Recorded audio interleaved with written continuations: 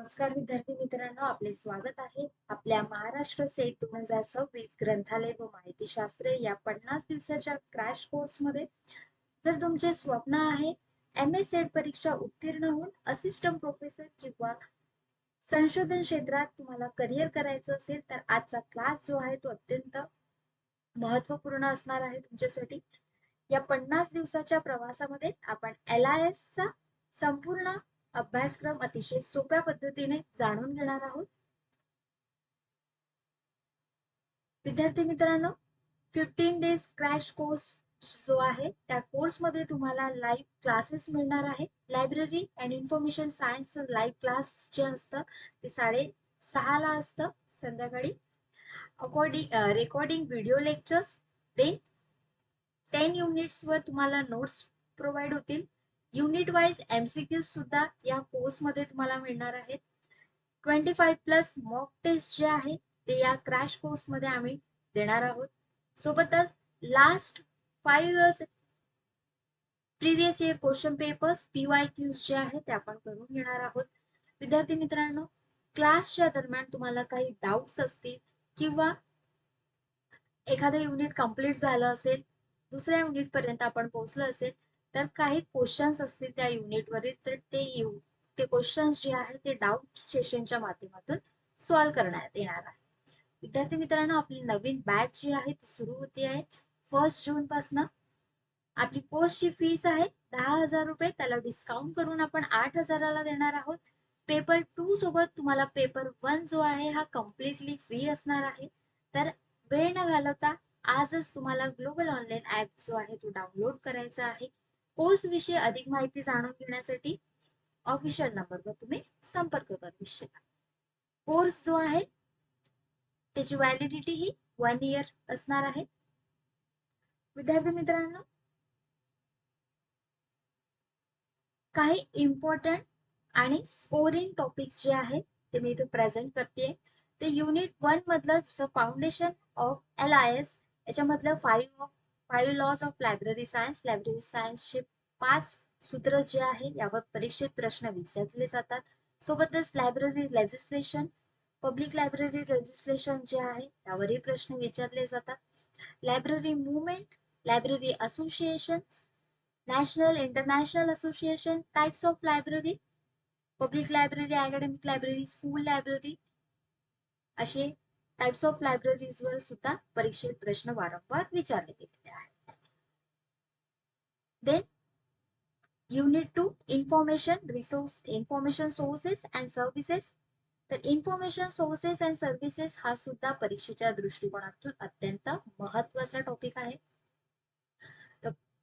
Reference sources, then bibliographies, abstracting and indexing services, सारांश आणि indexing अनुक्रमणिका सर्व्हिस सेवा काय आहे, कॅश अँड SDI काय आहे, current awareness service and selective dissemination information, then information literacy काय आहे. देन युनिट 3 कडे वळूया, नॉलेज ऑर्गनायझेशन. खूप महत्वाचा युनिट आहे, व्हेरी इम्पॉर्टंट. यामध्ये DDC, UDC जी क्लासिफिकेशनची स्कीम आहे त्यावर परीक्षेत वारंवार प्रश्न विचारलेले आहेत. CC काय आहे, फॅसेट अनालिसिस, चेन प्रोसिजर काय आहे, सब्जेक्ट हेडिंग्स काय आहेत, classification and cataloguing. Its very important for paper 2. Then unit 4 cataloguing, AACR2, RDA, MARC 21 काय आहे, मार्क 21 कशाचं स्टँडर्ड आहे, CC काय आहे, क्लासिफाईड कॅटलॉगिंग कोड, ओपॅक काय असतं, ओपॅक काय असतं. कधी कधी परीक्षेत एक सिंपल प्रश्न विचारून घेतात की ओपॅकचा फुल फॉर्म काय आहे. Then unit 5 library management. Then post code, leadership theories, HRM मध्ये आपल्याला TQM जे आहे, project management, financial management, SWOT PERT या टेक्निक्स जे आहेत त्या सुद्धा परीक्षेच्या दृष्टिकोनातून खूप इम्पॉर्टंट आहे. SWOT analysis. ते unit 6 information technology database management system. networking, digital libraries, institutional repositories. What is metadata? Data about data is metadata. RFID काय आहे? काय यूज असतो RFID चा लायब्ररीमध्ये?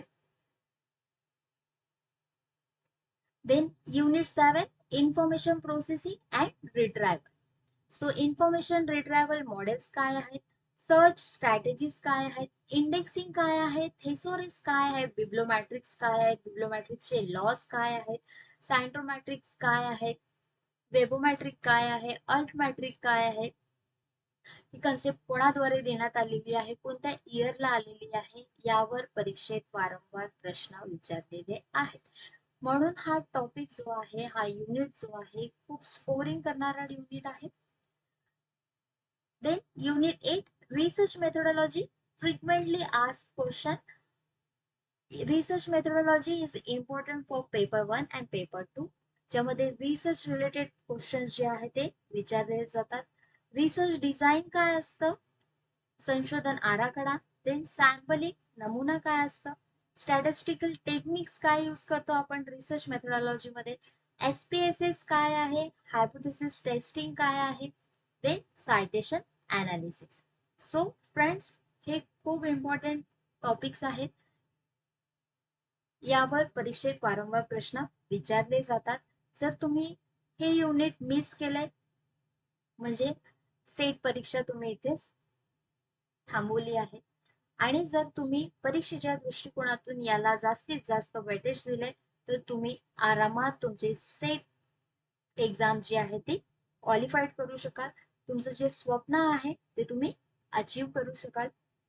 विद्यार्थी मित्रांनो, MS सेट मध्ये यश मिळवण्यासाठी फक्त अभ्यास पुरेसा नसतो, तर योग्य नियोजन आणि सातत्य देखील तितकेच महत्वाचे असते.